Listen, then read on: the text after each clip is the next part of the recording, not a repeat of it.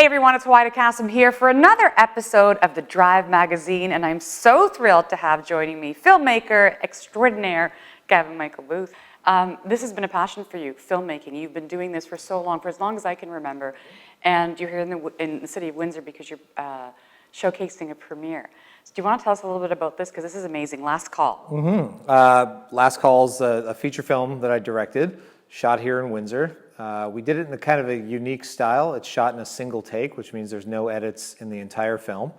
It's also, we decided to double the challenge, and it's also in split screen. So the movie stays in a split screen for the entire duration of the film. So you're watching two sides of a story unfold simultaneously. There were two camera crews in different parts of the city that when we said action, played out the entire movie, and the characters interact over a telephone for the majority of it, so they never met face to face. There are other movies that have done a single take. I'm obsessed with the format. I've done maybe 12 or 13 music videos that are like a single take music video. And so tell me and tell the viewers why you decided to do this. Why this topic? Most films that I've directed, it's sort of like the idea hits and then it's just like I can't stop thinking about it. It's like, okay, that's when you know you have to tell a story. And then I just thought, you know what?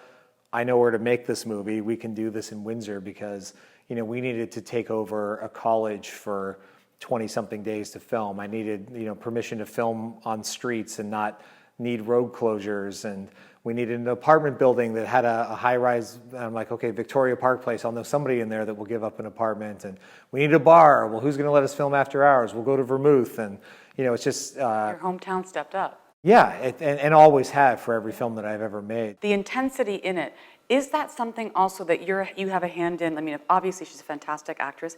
He's an absolutely fantastic actor. But do you have a hand in that as well, in creating that atmosphere? Yeah, it's like the job of any director for any scene is to, you know, all the actors come in with raw talent. You hire them knowing they're the people to do the role.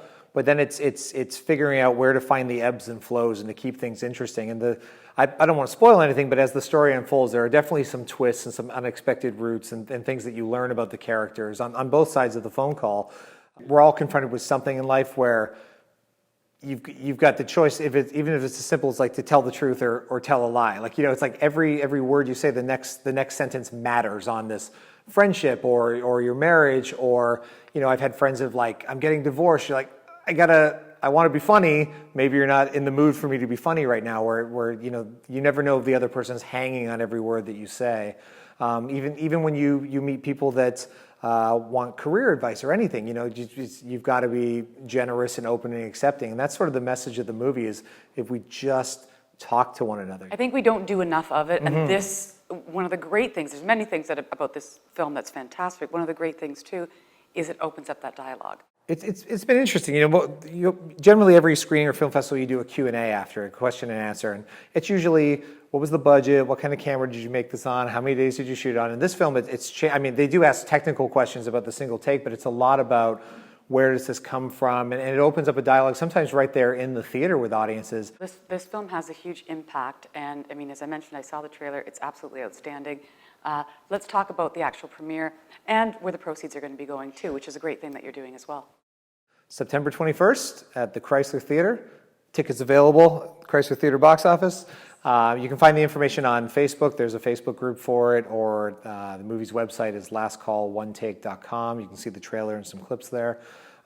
We partnered with Canadian Mental Health Association here in Windsor. Before we go, I do have to ask this question. You know, there are a lot of young, you know, people in our community who are watching this who are, I mean, maybe, you know, thinking, I can't do this. What's a good message for them if they're passionate about something that they believe in? You know, you've done what you've done. What about them? It's like Nike, just do it. Like, if you have an iPhone and a laptop, go make movies.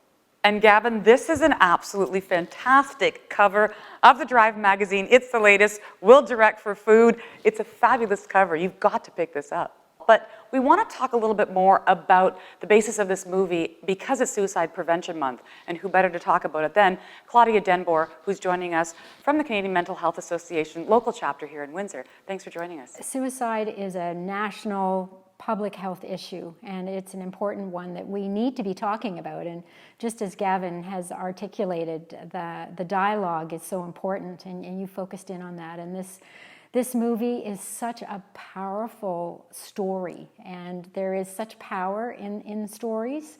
I think it has much more impact. We have lots of statistics that are also impactful, but the story, I think, for me, helps to start taking the judgment out of it and gives us hopefully the ability to be more compassionate and understanding. I really liked what Gavin had to say as well about listening more. And we need to get more comfortable talking about this issue. Now, in talking about that, I mean, we've addressed it a couple of times with Gavin and here now about opening the lines of communication.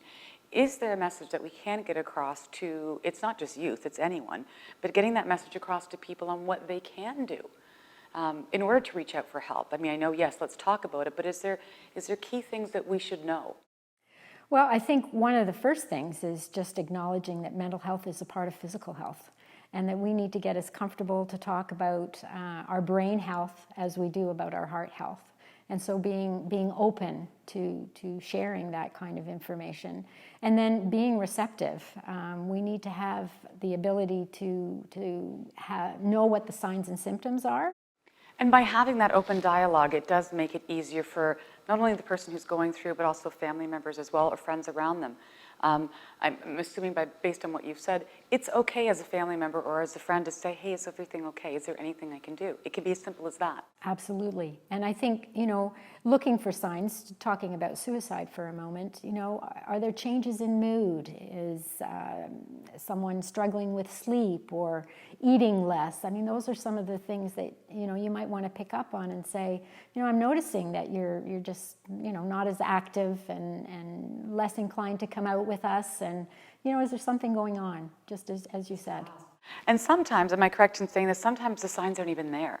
That somebody could be very good at concealing those, the inner demons that they've got. Absolutely. And I think that's what makes this, really challenging, especially when there are situations where individuals get to a place where they have lost hope altogether, and they take their life as what they feel is a solution to that hopelessness. And then families and loved ones are left wondering, where did I go wrong? What did I miss? And so, I think we've got to be gentle with ourselves, to use Gavin's term, because we can't always be knowing, all-knowing.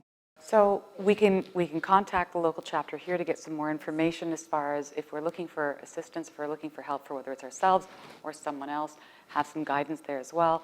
If you're looking at getting involved, I know, Gavin's doing a wonderful job with this film, and a portion of the proceeds are going to be going to Canadian Mental Health here in our city. But what are other ways they can get involved as well? Well, we always count on volunteers, and we have a very strong volunteer base for CMHA. And so that's certainly one way. We always need people to help us with, this month is a good example. We've got lots going on this month. One of the things I might like to highlight is the Suicide Prevention Walk, which is on September 29th. And so I think that has brought out more and more people in our community over the last couple of years. People are walking in some ways to just raise awareness. Others are walking because they've lost very special people and are doing that to just continue to sort of acknowledge that life, and so that's important. And so we had over 700 people participating in that last year, which that speaks volumes. We were delighted. That's fantastic. And so I think it really tells you how important an issue this is. And lastly, before we go, a message to people who might be struggling, don't know where to turn. What's a good message for them? Talk. Share with people who are close to you. If you are in crisis, call the crisis line. We have a 24-hour crisis line that's available. There are programs out there to help you, and to really know that you're not alone, and that there is hope. And we are here to help you sort of get back to that place. Wonderful. Thank you again for joining us. And of course, for more information, you can log on to their website or call their local chapter here to get some more info. Again, tickets are still available to last call. And for those of you who are watching this again, like Claudia said, you're not alone.